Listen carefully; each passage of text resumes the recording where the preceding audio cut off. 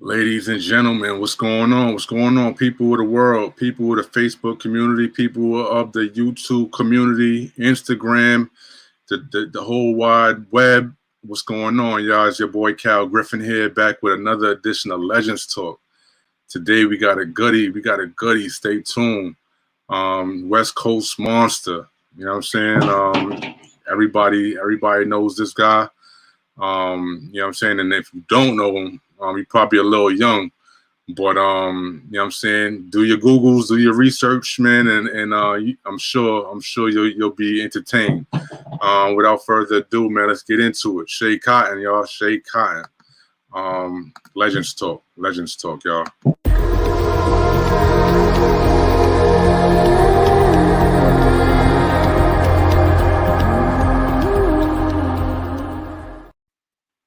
Schea Cotton, man, what's going on? Schea, how you doing, brother?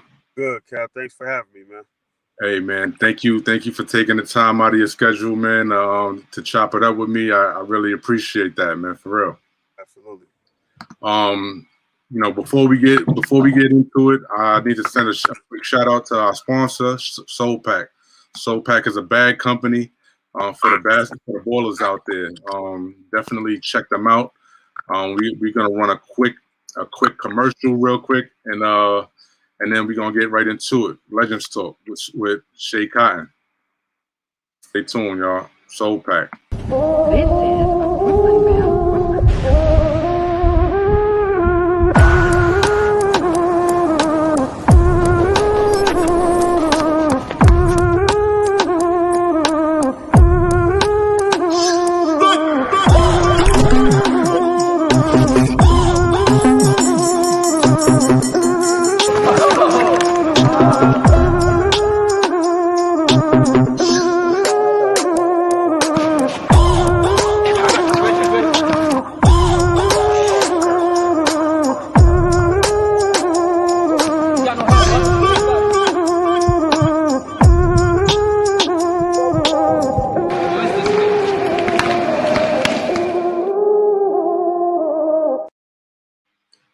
That was Soul Pack, everybody. Make sure you go onto the web soulpack.com. Follow them on their IG page at Soul Pack. But yeah, man, let's get right into it, man. Schea Cotton, man, again, it's a pleasure to have you here. For those that may not know, a lot of people throw around the term Lebron before LeBron. You know what I'm saying? You've been in the limelight since forever. And just want to give you your flowers, man. You know what I'm saying, you put in a lot of work on these, on this court. And we about, enhancing the culture, moving it forward, and definitely can't do that without sending you your flowers, man.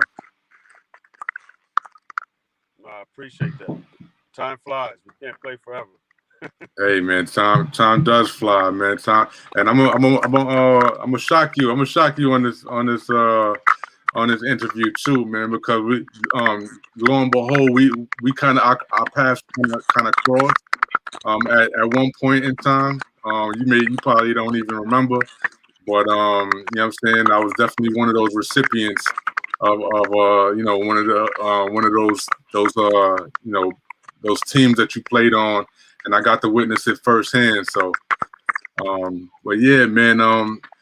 Again, when did this journey start for you, man? I know you've been in the limelight since forever, but when did the actual basketball journey start for you? When did you kind of get hooked on the game? Gravitated to the hoop probably around 11 years old. I was finishing up playing baseball. Got kind of bored with it. Had some skills. I was pretty nice out there, but wasn't getting a lot of action. I was a right fielder, so at that age, kids wasn't that strong enough to rope the ball out to the outfield too often. It was a lot of infield play. So I always played on the playground with the older guys at my school and in the parks and in the neighborhood and stuff. And I always had a feel for the game, enjoyed the sport. But, baseball had my heart. So when I grew tired with it right around 11, I picked the rock up and started in the park, Peck Park, in the San Pedro area, LA Harbor area. And had a natural gift. I just fell in love with it. I stuck with it, and I never put it down after that. I mean, it took me all over the world.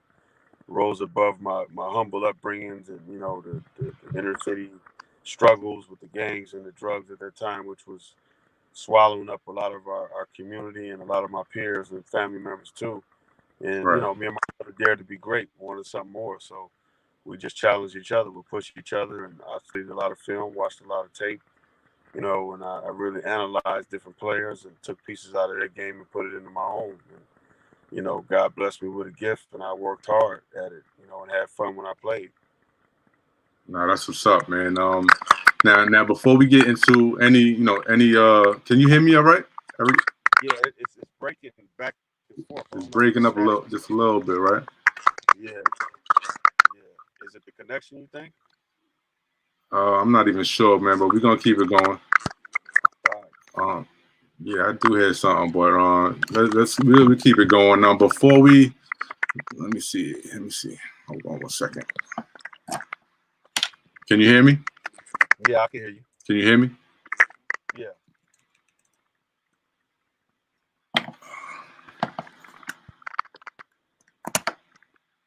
Can you hear me?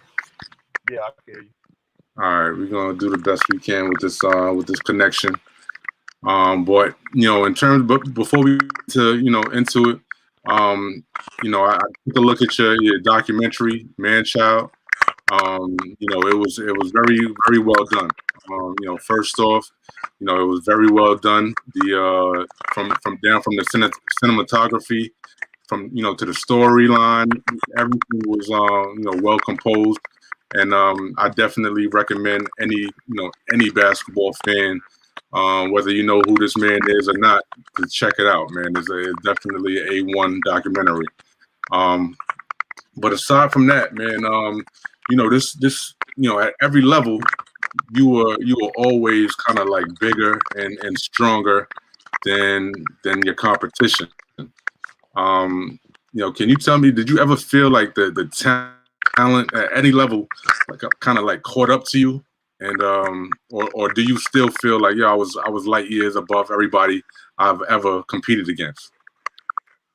Yeah, I wouldn't necessarily say the talent caught up. I think people just got better, and then the situations that I was put in got tougher.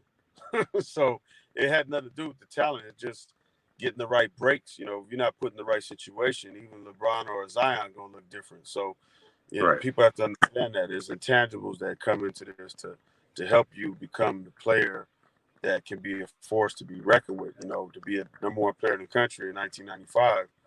A lot of things kind of worked in my favor. I was playing on the right AAU team, which was a Nike team here in Southern California, SCA SoCal All Stars, which produced guys Tyson Chandler, Brandon Jennings, and a host of other guys. Jason Hart, notable guys played in the NBA, and some other Kevin Love and a bunch of other players. But my AAU coach would tell you I was the most talented one all this time. So Right. I just didn't get the right breaks. At some point, I became the number one player in the country, and after that, things started taking like a mysterious turn. And a lot of it was the politics of the sport. Being in the business as a kid and didn't realize that it was more than just a game at that point for me. And I didn't have basketball parents, mother and father. They were just raising two law-abiding citizens to stay out of trouble and out of traffic. So they accomplished their goal, from that aspect. But it took me all over the world, and I was able to entertain. I played with a chip on my shoulder. And I knew that I had a gift. I knew that I was better than a lot of the guys on the floor because I would constantly test myself, playing against my brother, playing against older players, stronger, faster. I'm at UCLA in the men's gym, playing against the NBA player at 15 years old, running next to Magic. And he didn't have no high school players playing with him. It was all pros in the gym. So I knew that I was on my way. It was just a matter of time and what it was going to look like. Right. Now, you were a kid, man. From 12 years old, you actually, this basketball made you famous. At one point, like you said, number one player in the country. What does that feel like for a kid? Coming up in that. It's hard to like kind of put it into words in terms of But while you're going through it, how did that make you feel as a kid being in that limelight? mean, you feel it's a state of euphoria, like this state of euphoria, and it's like this I don't know, like this state of elation, I guess, to go with it. You feel like you're on this cloud, like, or you're riding some wave, and everything's just smooth and it's kind of going in the right direction. There's nothing, no tide, nothing pulling against the grain. And then, there's moments where you have adversity you got to face. Well, the world is facing it with you because I was a household name. Like I said, at 15 years old, I couldn't have nights off. So it didn't matter if you were sore or didn't feel like playing. When I step on the floor, I got to perform. So there was that understanding there. And it was that hidden pressure of the pressure I'm putting on myself, not the pressure from the powers that be or the media and the lights. I love the lights when they came on. I worked so hard in the dark, I couldn't wait for the lights to come on. And there's two types of players. There's practice players and there's gamers. And I was a gamer. So I would practice and practice hard. But when them lights came on, it's like I went to another level. And it's almost like I was turned out by that, by the lights coming on and being able to have opportunity to perform after I've been in the dark. I look forward to that competitiveness. Right now. Yeah, I mean, like you said, it's a state of euphoria. You know what I'm saying? When you're getting that attention, it almost feels like you can do no wrong at a point. But tell me about the Sports Illustrated, man. That was huge, man, for somebody, in high school still to there were only a handful of people who were able to achieve that goal of yourself, Felipe Lopez, and he did it a little bit later, while he was in Kevin Garnett, right. So tell me how about that and how that made you feel in terms of kind of being on top of the world, man. Did you feel invincible at that point, or what? I did. I felt, untouchable. I mean, we just came off a CIF state championship at Mater Dei High School. I was a state player of the year. CIF State Player of the Year, John Wooden Player of the Year. Youngest ever, still hasn't been matched as a sophomore. Top player in the country at that time. That same summer, we played Lamar Odom's Long Island Panthers team with Khalid El-Amin and them, and that's the summer I tore my shoulder up, and that was the first real injury that I suffered as a player. So you go from being on the top of the mountain, like that lion on the top of the mountain, to having an injury where you're second guessing your own self. Like, can I recover from this? This isn't an injury. This is an injury to my shooting arm also.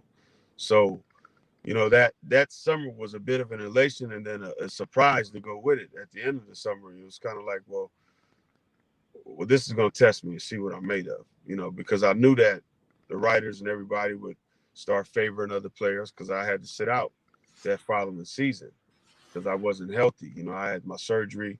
It took 6 months of preparation.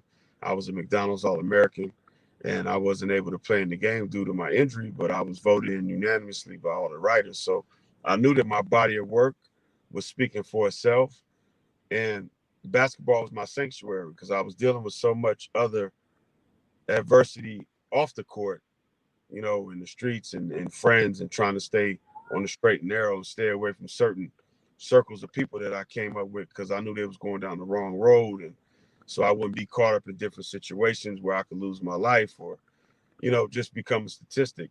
It became lonely because you have to do a lot of stuff on your own because those circles are small, people that's trying to do great things in this world. There's a lot of followers out there doing the same thing. No, that's a fact, man. Especially out there in the West Coast in California, that gang culture is different. It's just it's a lot. It really it really swallowed a whole generation of people, kids included. Some people born into it. So definitely had to navigate that as well as try to be the best you can be. But when did schools, in terms of colleges, start to take notice and start to, when did you get your first letter? Do you remember how that, who it was, or what the letters just started pouring in, and you probably couldn't even Seventh grade. Wow. UCLA, Syracuse, UNLV. I mean, these are major colleges. This isn't no poop colleges we talking about, and this was the beginning. The beginning of something special. I can remember when USC was recruiting me, they would send bulk mail. They'd send me like 150, 200 letters at a time. You know, they just wanted to overwhelm me. Their whole thing was, we're going to send you more mail than anybody else because we Right. got money to do it. So, you know, and we would laugh about it. But I mean, every school in the country you can name up, all the majors. You know, Georgetown recruited me, UConn, um, Virginia, NC State.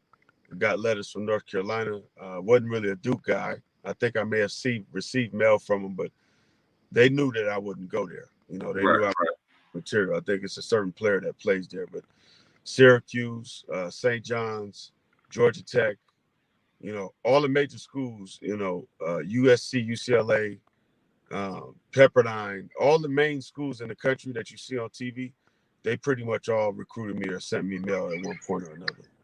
Wow, man, that's incredible, man. And I couldn't even imagine at seventh grade getting the mail that you were getting at that time. But you know, fast forwarding a bit, you know, in terms of that whole NCAA investigation, I guess they thought that you know, they were assuming that you were receiving some kind of improper funds or whatever, and that just wasn't the case, man. And you know, God bless your dad and your parents and whatnot. They were you know, they were hardworking parents who provided for their kids. So they may have thought that you got the easy way. But can you tell me about how that time period with that, you know, with respects to that NCAA investigation, how that affected you mentally, and if it affected you on the court at all? Well, the investigation was just like it was a thorn in my side. You know, it was just nonstop. You know what I mean? And I was just trying to look at it and find a positive in it, but it was really difficult when you set out to do all the things that you need to do to put yourself in a position to succeed, and then powers that be want to come in and try to rob you of this opportunity. You know, I was speechless at one point. You know, I become dejected. I became very introverted. I kind of shut down on some level. You know, I just kind of zoned in on my craft, playing ball, you know, just standing myself and really working on my game and just waiting for my opportunity. But I had some tough, dark times, you know, and I still battle today in different spaces because of things that took place. And, you know, there's a mental awareness that people have to realize that, you know, we all go through when we fight through trials and we have disappointments and we get discouraged at times. It's all right, but you got to keep fighting. You know, when you get knocked down 7, you get up 8. And that, you know, that's kind of like my mentality, and that's how I live. You know, without revealing too much about the documentary, Right. it really tested the fiber of my being and how bad I wanted to be somebody in this world. And I'm just grateful to be here that I didn't react on some moments that I had along the way, you know, over the years when my basketball career didn't really go the way I planned as far as my professional career is concerned. Right. I mean, you know, again, not trying to give up any gems that that people can definitely catch on the documentary. But your original commitment, you actually, you actually went, you got released from that original commitment, and I guess your dream, like a lot of guys in California, is to attend UCLA. Now, when the bottom fell out with that situation, you know, everything turned from bad. It went from bad to worse for you, and it seemed like you couldn't get a break. You know, tell me how you were able to like just maintain, man. You know, because I don't know how I would be able to cope with being so good, having that tremendous talent that you had, but being handed the hand that you were dealt. You know what I'm saying? How did you just maintain, man? I think my strong family core, you know, my pops is teaching, you know, just being a man and being tough through tough times, you know, and taking it all in the stride, as you used to say, may he rest in peace. And, you know, my Right. mother just instilling, you know, just reassure me of God has a plan for you. And, you know, I don't know why this is happening to you, but you got to stay the course. You're going to come out shining on the other side. The cream always rises to the top. And I had something I had to prove. You know, I always played with a chip on my shoulder. I felt at that time a lot of the journalists and the writers were East Coast biased anyway, and they didn't really give LA a whole lot of credit as far as the way we approached the game and what we possessed. So I felt like I had this this obligation, to kind of hold the city down, no matter where I went in the country to play. I had to represent. So it was kind of like, well, I can't play at UCLA, which was a lifelong dream for me as a kid growing up. So where I'm gonna go next? I wasn't gonna do JUCO because I didn't want my college clock to start. So I looked at the prep school route and did some homework on some schools back east. I had a relationship with Coach Smith at Oak Hill, but they didn't take post grad, so that was out. So I was looking at basically, I think it was Winchendon, which is in Mass, and then I was looking at St. Thomas More, Connecticut, as well as another school right on the border of Connecticut, Milford, where Zach Marbury went, Stefan's brother. So I was thinking about going in there with him and Abdul Mills. They had a pretty good backcourt, but I just didn't like the overall arrangement. The setup just seemed to be a little bit too loose, and I didn't want to be that far from home, Right. and not something with a lot of structure where I had some kind of peace. So I Right. went to St. Thomas More, took my visit there, met with Coach Quinn, met the team, and it just felt like the place that I needed to be at that time to to continue the journey, and it worked well. Right. Great guy, motivated me, showed me some things, and was really there for me in a time when I just needed a place I could call home. I had a good group of teammates, Aju Ding, Mike King, Aju's Luau's brother. Yeah. Charles. Now we definitely I don't mean to cut you off. We definitely gonna get into that's actually where, what I'm saying, where I actually got a chance to compete against you at that prep school level. Okay. And we'll get into that in just a minute. Okay. But I wanna touch on doing my homework and what have you. You faced some formidable opponents, man. You faced guys like Kevin Garnett, guys like Kobe Bryant, man. Can you tell me a little bit about, what how that went, and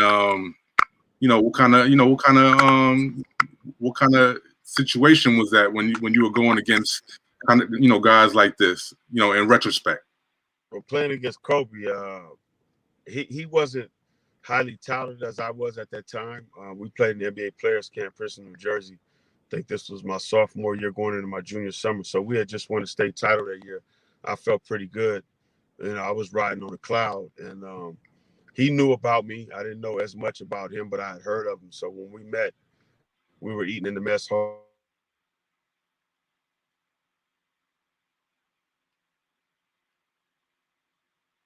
Yeah, I can hear you now. We're breaking up a little bit. Pardon me. We had an exchange of words in the mess hall, and it kind of motivated me a little bit more. So when we matched up, I was going to give him the extras. And we played. It was my toughest one-on-one matchup. I'll give it to him, rest in peace, but he couldn't hold me. I was just too much for him. I was stronger. I was quicker, more explosive, a bit hungrier, and I had more of an all-around game. He was more of a mid-range shooter at that time. And I was a guy that could mix it up, going to the rim, finishing hard at the hole, hitting the mid-range, shooting the three ball, and really making my teammates better. And, just doing what I needed to do on the floor. I mean, I had a 41-inch vertical leap, in high school, so I could pretty much do whatever I wanted on the floor. And I knew that going into that matchup. And I wanted to show him, like, guys from LA can go too. And you're not really right. You just residing there for the last couple of years. So what about the KG, the Kevin Garnett matchup, man? I'm hearing that you got the best of them in that situation as well. Can you tell me a little bit about that? I met KG and I think one of my summers, my freshman year, I believe I was in summer school at Mater Dei for a D that I received in my math class. I was supposed to be at Nike camp that summer. I would have did, I think, 4 years in a row or something like that. I think I did 3 years straight, 3-time Nike Camp All-American. So I met KG at Nike Camp as well. But previously, I met him playing against Paul Pierce's team, the LA rivalry of ours. K-Swiss Pacers was the name of the squad. They flew KG into a Vegas tournament just to beat my team because they could never beat us. So, and Paul talks about that in the doc too, that he didn't get a win from me for about 6 years. So I think I contributed to helping becoming a Hall of Famer. So just working that much harder. But playing against KG at that time was amazing for me because seeing a guy that's almost 7 feet tall to possess those type of skills, to handle the ball, to be able to shoot. He had a nice soft hook around the basket. He blocked shots. I mean, he played with a relentless tenacity, and he was confident. So he was out there talking and everything. But I never seen nobody. He was a freak. He was like a T-Rex or something at that time. You're watching a guy at that size do what he wanted to do. For me, it was kind of like, well, I got somebody at 7 feet that pretty much can do what he wants to. So this is gonna be a hell of a matchup. So we were just going at it all night, both sides of the floor. KG was going at my guy Jelani McCoy on my team. Shout out to Jelani McCoy, man. That's my guy too. Absolutely. And I was just doing my thing out there. I was flown in from summer school to do a job. And I think I finished with like 38 or 40. We lost by like 7, but I put on the show and did my thing. I caught KG about 3 times at the rim. He tried to contest it, and I caught him a couple times on a couple dunks. It was, it brought some people out of their seats. So it was, I look back at that and I said, wow, God, you blessed me with a gift to play this game, and there's so many other gifts that he blessed me with that I want the world to see. And part of it is this Man-Child documentary. Right. Now, definitely. Again, man, I don't know how to reiterate that enough, but everybody make sure you go check out Man-Child, the documentary. Man, is definitely worth it. Available on all streaming devices, and I caught it on Amazon. I'm sure it's on iTunes and all of that other stuff, but definitely check it out. So I just want to go back to that. You said you went to the prep school. You went to St. Thomas More, and at that time, I was at Salisbury, which is a prep school in Connecticut, and we faced you guys. We faced St. Thomas More at a tournament in Canada. I don't know if you remember or not, but it was in Montreal, Canada. The Sun Youth tournament. Yeah. Right. So I remember seeing, we in there doing a scouting report and everything, and my coach was at the time, he's telling us about you, 45-inch vertical and all. I'm like, oh my God! Like I'm looking at you guys lineup. Aju Deng was 7'7" There was another 7. They had like 3 7-footers. And I'm like, oh man, we're gonna lose this game. And lo and behold, man, that was one of my first times that I was literally in awe, man. I was on the court, man. Like literally, I felt like a spectator. You know what I'm saying? Just watching you. I think you dunked from the free throw line, if I'm not mistaken, that game. And I was just like, wow, man, just hurry up and that buzzer couldn't sound fast enough for me, man. But but definitely ran into the beast. The beast of the West Coast, man, Schea Cotton at the Sun Youth tournament, and it was incredible to say the least. But how was that? How was that whole process at the prep school for you, man? Was that cool for you, or what I'm saying? Were you getting the notice that you wanted from colleges and whatnot, and trying to get your scores up? Did everything work out for you? Yeah, I think it was good. My SAT was good, so it was never an issue with that. People thought that I didn't pass it, but no, that's just the lie they told, and that's right. The doctor's out now, thank God. But there was no wrongdoing on my behalf. If anything, the system failed me. I did what I needed to do, but somebody had to be a martyr, okay, for a lot of the corruption that was going on, and they leaned on me because I'm not a rat. I wouldn't give nobody up. So there's a lot of stuff that people don't know about what happened, but I'm going to write a book here pretty soon also, and it's going to be more of a memoir. It'll be kind of like an intimate experience, a 360 approach. So I'll be talking about some of this stuff, peeling back some of those emotions. But, for me, like the Connecticut experience at St. Thomas More, it's what was necessary at the time. I wouldn't say it was cool. I think I made the best out of a bad situation. I was going through hell. I had a few nights there where I felt like I damn near cried myself to sleep quietly, Right. because I couldn't believe where I was at. I had just left UCLA with Barron and Rico Hines and Billy Knight, rest in peace. He passed away. Earl Watson. I mean, we had a squad. Travis Reed.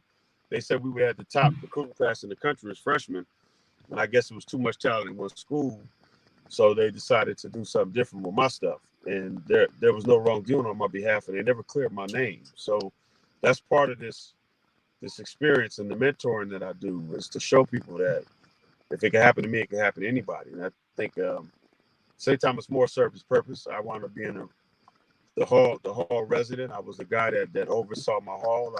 I gained a lot of respect for my peers just because of the way I lived my life. And Right. I would work hard. I trained at night. We practiced.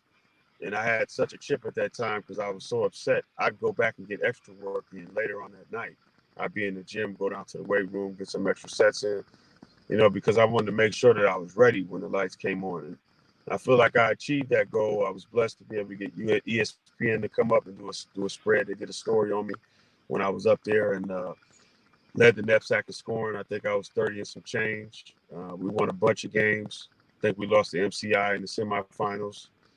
Ed Cota was on that team, right? Second. Ed Cota was on that team, right?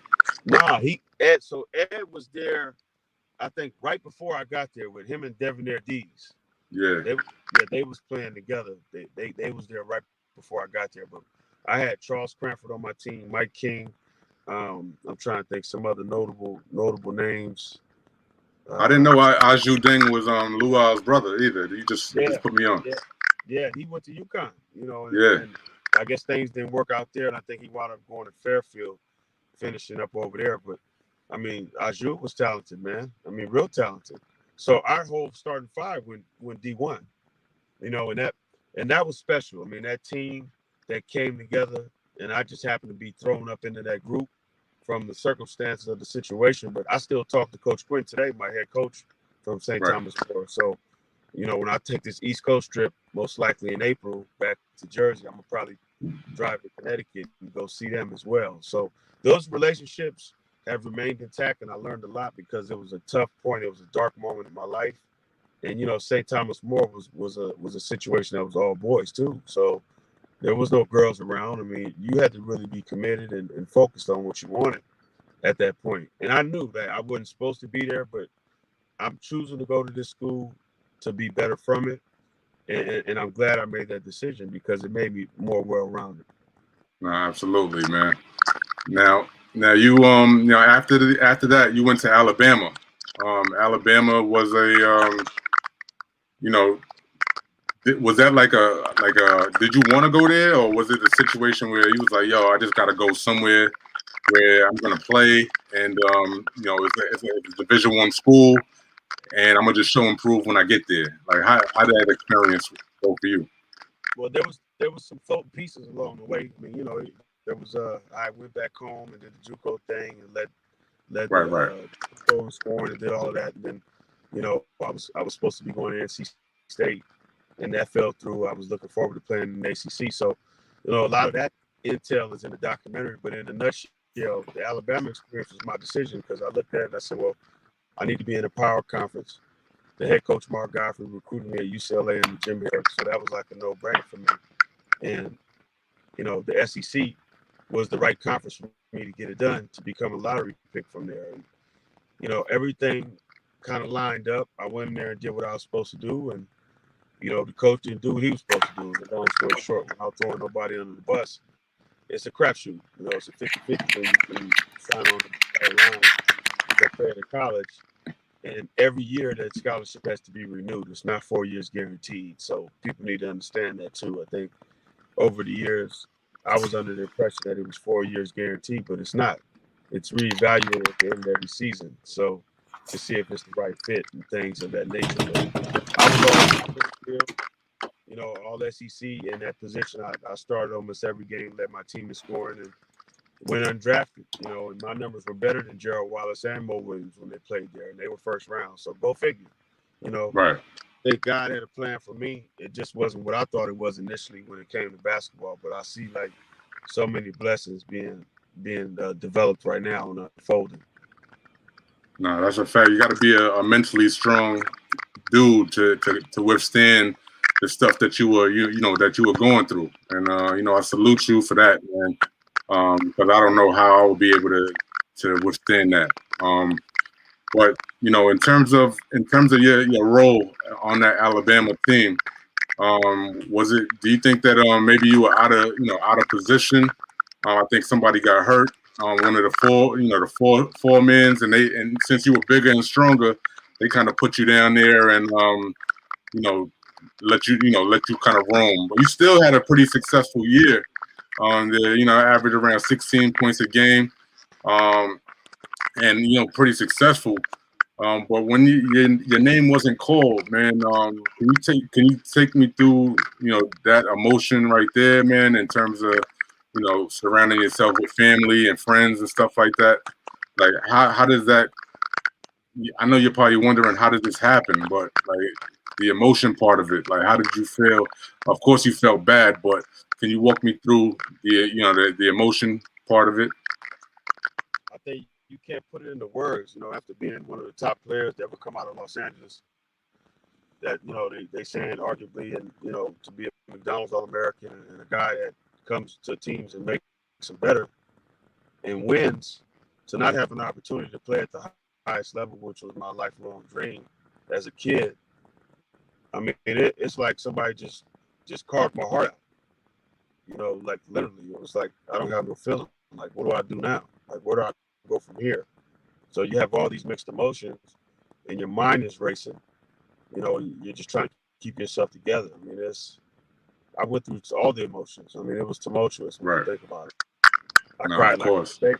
I cried like a little baby after I didn't get picked up. I was like, Hey, man, I dragged half of these dudes that you drafted, and you're telling me I'm not good enough. right, Something went wrong here. So, it was one of those things. It wasn't, oh, well, it was something I didn't do. It was, how could this happen? Like, and if not me, then who? So how do I play, and where do I go from here? So it was more about, all right, well, this didn't work. So what's the next move after I recover from the emotion of the letdown and the disappointment? It's, I got to keep it pushing. I left school to make money, so I got to go play somewhere. So what's right. the next step? And that was obviously going into the CBA, and I was the last cut for the Sioux Falls Skyforce team with Victor Page and Albert White. Went white into Europe, played in Eastern Europe in the Super League and the KK Partizan.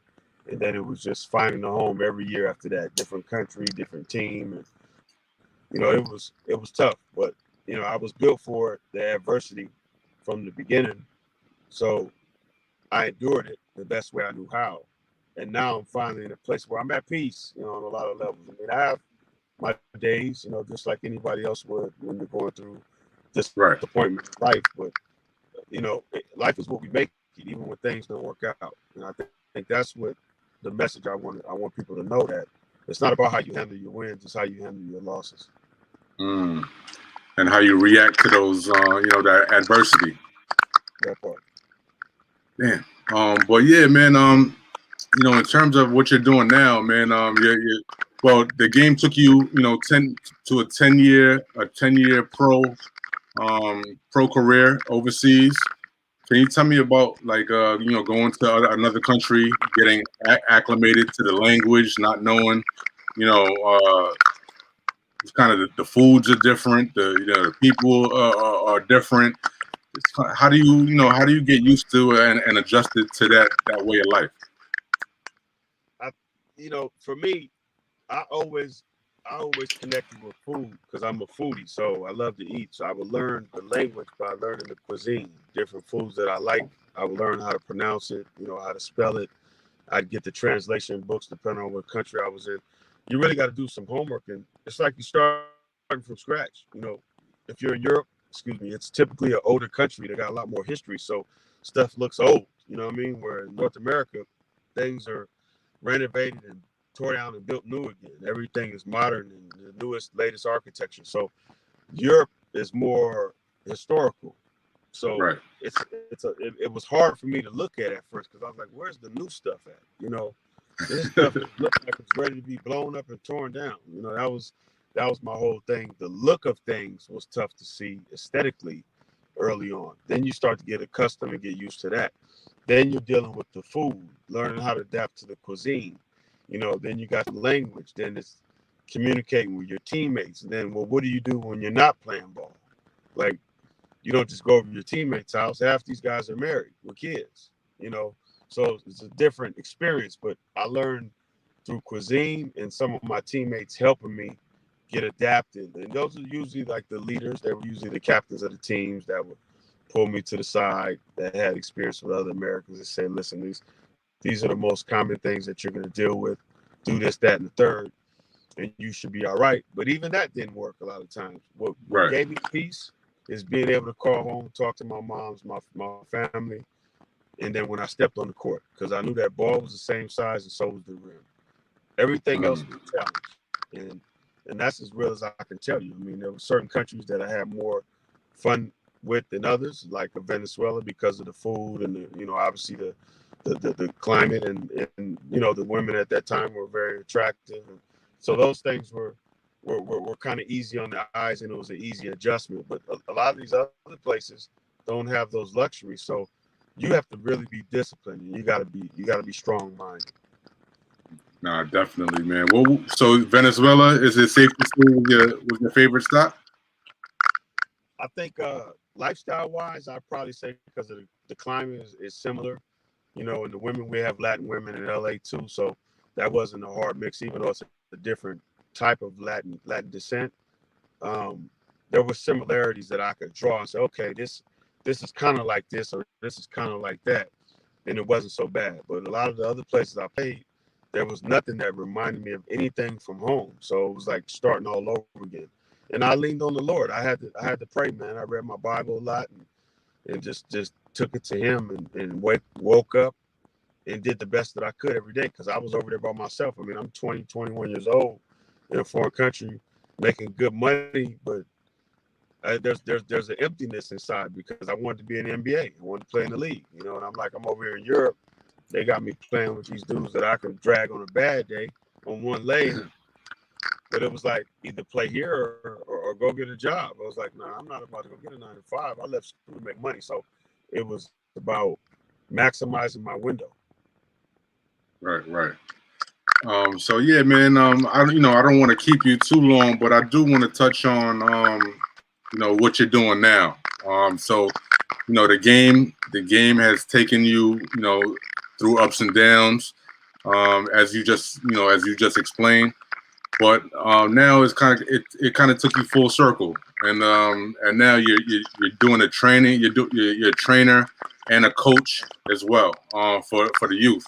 Can you tell me a little bit about how you got into doing that, and what kind of what keeps you motivated to just kind of do the best that you can out here?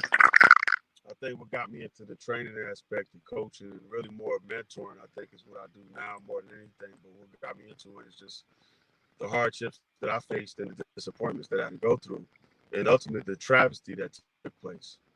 Something that should have happened that happened, and I've been blessed to recreate myself and come anew and make something good of myself and help a lot of people.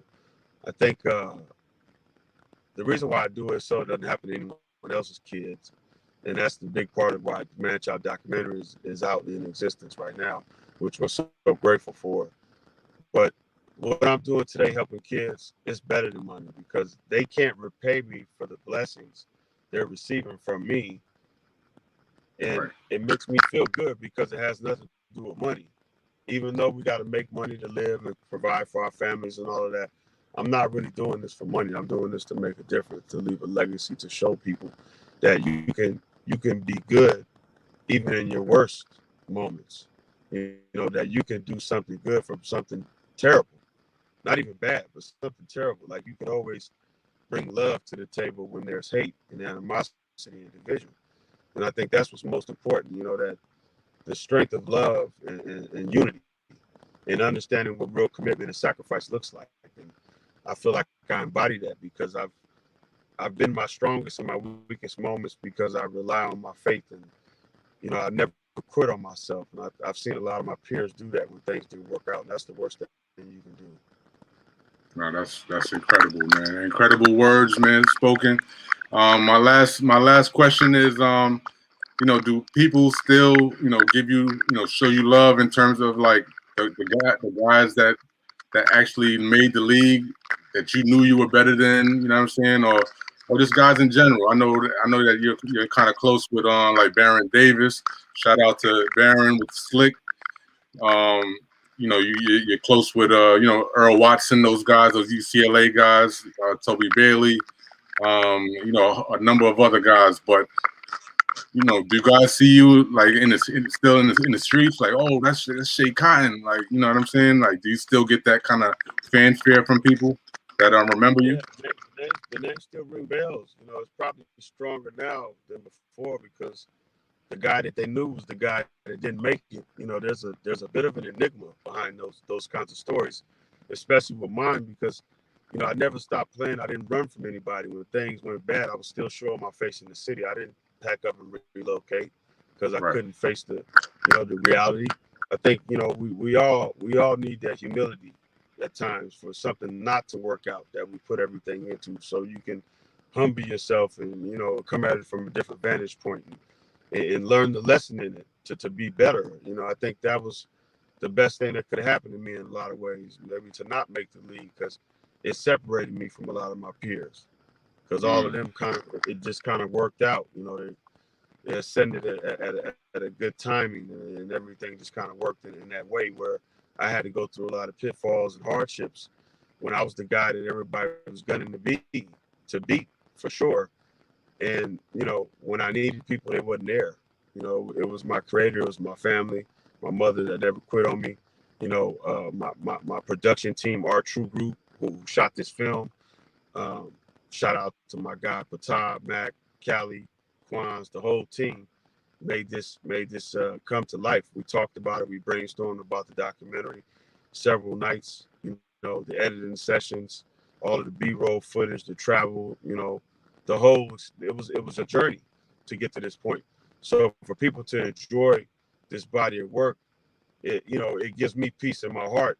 But there's a lot of work that I got to do that's in front of me, to change this narrative, to help these kids that's up and coming, the little black babies in the ghetto, and everybody in between, because a lie has been told. Everybody's not gonna make it, and the money's not always gonna be there. So you have to maximize your windows and make sure you're being a professional throughout this experience. No, that's a fact, man. And very, very, wise words, man. I really do appreciate you for taking the time out of your schedule, man. Um, you know, and this was gratifying because I remember you from that time period. You know what I'm saying? I actually competed against you at that time, and at that tournament in Canada, and I had 5 points that game, man. I remember them. I remember every point, man. I think you had like 35. But I take those 5 points with me, man, and I tell everybody, man, I have 5 points on Schea Cotton, man. Holla at me. Like 5 below outside, if not less than that. Montreal was bleeding, man. It gets cold up there, but no, I appreciate everything. I'm glad to have this opportunity. Thank you for having me on the All Things Hoops platform. And you know Centrale, right, Holder? Yeah, that's my guy. I talked to him the other day, and he was like, "Yo." He actually told me, he was like, "Yo, I told Schea about your platform, and that that Legends Talk, that's on me or whatever, that's from me." And I was like, "Yo, that's crazy," because I reached back out to Schea. You know what I'm saying? I had been in contact with him since like 2017, and I finally reached back out, and he told me he'd do it. And I had no clue about, that you even knew him. So, and he was like, "Yo, this is crazy how this works out, man." But somebody wants you to interview Schea Cotton, man, and it works out, man. So I appreciate it. No, absolutely, man. Like I said, we'll connect. Let's stay close in the future too. Yeah, absolutely, man. Centrale's a good dude, man. I've known him since junior high school, man. We was trading basketball cards and all of that stuff, and shooting dice at lunchtime. But yeah, shout out to my guy Centrale, man, and shout out to you, Schea Cotton, man, for everything that you've been able to accomplish, everything that you've done in the past, and everything that you're gonna do in the future, man. And I really appreciate you for taking this time out. Sorry to everybody out there for the technical difficulty if you can't hear me, but it is what it is, man. Had to do what I do, man. Regardless of the adversity. But again, thank you, man. I appreciate you, and God bless. Right back at you, bro. Be safe. We out. Legends Talk with Schea Cotton, y'all. Legends Talk. Tune in next week. Got another goodie.